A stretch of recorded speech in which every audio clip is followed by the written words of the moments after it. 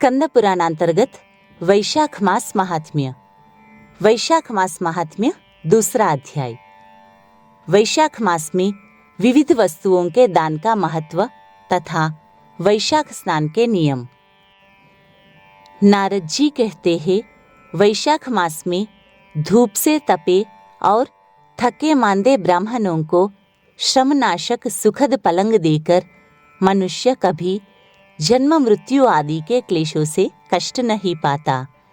जो वैशाख मास में पहनने के लिए कपड़े और बिछावन देता है, वह उसी जन्म में सब भोगों से संपन्न हो जाता है और समस्त पापों से रहित होकर मोक्ष को प्राप्त होता है। जो तिनके की बनी हुई या अन्य खजूर आदि के पत्तों की बनी हुई छटाई दान करता है, उसकी उस छटाई पर साक्षात भगवान विष्णु शयन करते हैं। छटाई देने वाला बैठने और बिछाने आदि में सब ओर से सुखी रहता है।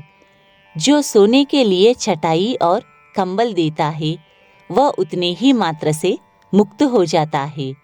निद्रा से दुख का नाश होता है, निद्रा से थकावट दूर होती है और वह निद्रा छटाई पर सोने वाले को सुखपूर्वक आ जाती है।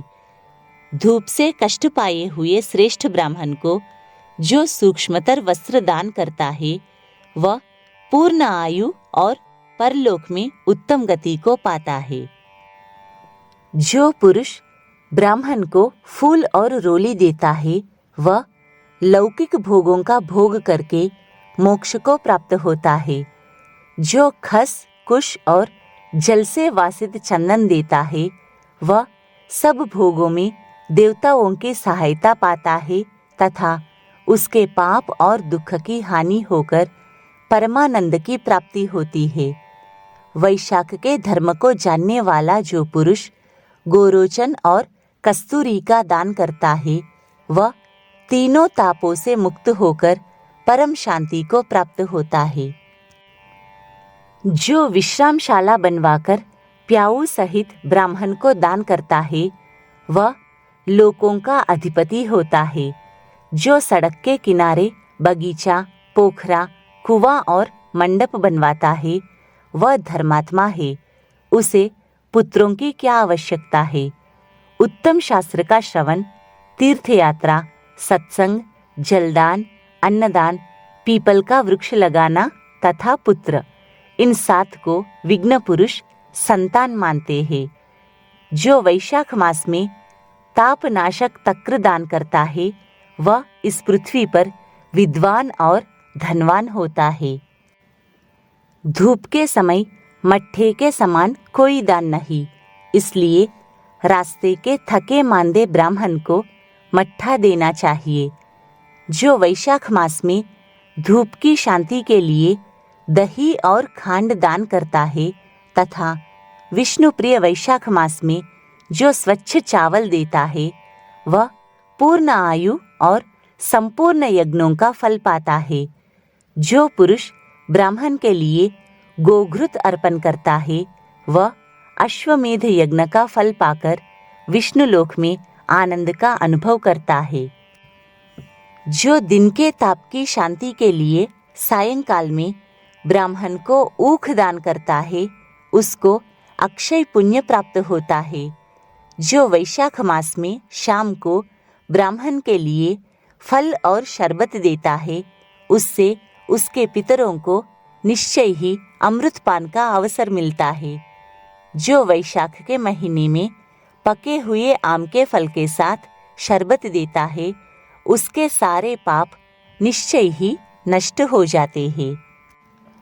जो वैशाख की अमावस्या को पितरों के उद्देश्य से कस्तूरी, कपूर, बेला और खस की सुगंध से वासित शरबत से भरा हुआ घड़ा दान करता है, वह 96 घड़ा दान करने का पुण्य पाता है। वैशाख में तेल लगाना, दिन में सोना, कांस्य के पात्र में भोजन करना, खाट पर सोना, घर में नहाना, निषिद्ध पदार्थ खाना, दोबारा भोजन करना तथा रात में खाना, ये 8 बातें त्याग देनी चाहिए। वैशाख मास में व्रत का पालन करने वाला जो पुरुष पद्म पत्ते में भोजन करता है वह सब पापों से मुक्त होकर विष्णु लोक में जाता है। जो विष्णु भक्त पुरुष वैशाख मास में नदी स्नान करता है वह 3 जन्मों के पाप से निश्चय ही मुक्त हो जाता है। जो प्रातःकाल सूर्योदय के समय किसी समुद्रगामिनी नदी में वैशाख स्नान करता है वह 7 जन्मों के पाप से तत्काल छूट जाता है। जो मनुष्य 7 गंगाओं में से किसी में उषा काल में स्नान करता है वह करोड़ों जन्मों में उपार्जित किए हुए पाप से निस्संदेह मुक्त हो जाता है। गंगा, यमुना, सरस्वती, गोदावरी, कावेरी, नर्मदा और वेणी ये 7 गंगाएं कही गई है। वैशाख मास आने पर जो प्रातःकाल बावलियों में स्नान करता है उसके महापातकों का नाश हो जाता है। कंद, मूल, फल, शाक, नमक, गुड़, बेर, पत्र, जल और तक्र जो भी वैशाख में दिया जाए वह सब अक्षय होता है। ब्रह्मा आदि देवता भी बिना दिए हुए कोई वस्तु नहीं पाते। जो दान से हीन है वह निर्धन होता है। अतः सुख की इच्छा रखने वाले पुरुष को वैशाख मास में अवश्य दान करना चाहिए। सूर्य देव के मेष राशि में स्थित होने पर भगवान विष्णु के उद्देश्य से अवश्य प्रातःकाल स्नान करके भगवान विष्णु की पूजा करनी चाहिए।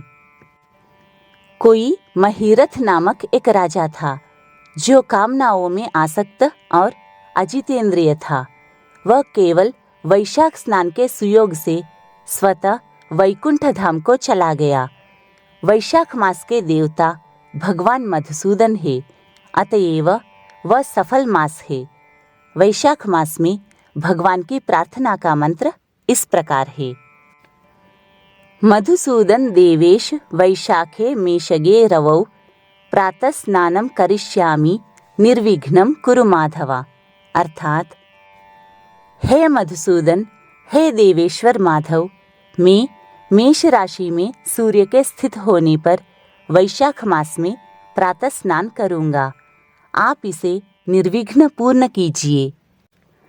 तत्पश्चात वैशाखे मेषगे भानौ प्रातः स्नान परायणः अर्घ्यं तेहं प्रदास्यामि गृहाण मधुसूदना। इस मंत्र से अर्घ्य प्रदान करना चाहिए। अर्थात सूर्य के मेष राशि पर स्थित रहते हुए वैशाख मास में प्रातः स्नान के नियम में संलग्न होकर मैं आपको अर्घ्य देता हूँ। मधुसूदन, इसे ग्रहण कीजिए। इस प्रकार अर्घ्य समर्पण करके स्नान करें। फिर वस्त्रों को पहनकर संध्या तर्पण आदि सब कर्मों को पूरा करके वैशाख मास में विकसित होने वाले पुष्पों से भगवान विष्णु की पूजा करें। उसके बाद वैशाख मास के महात्म्य को सूचित करने वाली भगवान विष्णु की कथा सुने। ऐसा करने से कोटि जन्मों के पापों से मुक्त होकर मनुष्य मोक्ष को प्राप्त होता है। यह शरीर अपने अधीन है, जल भी अपने अधीन ही है, साथ ही अपनी जिह्वा भी अपने वश में है।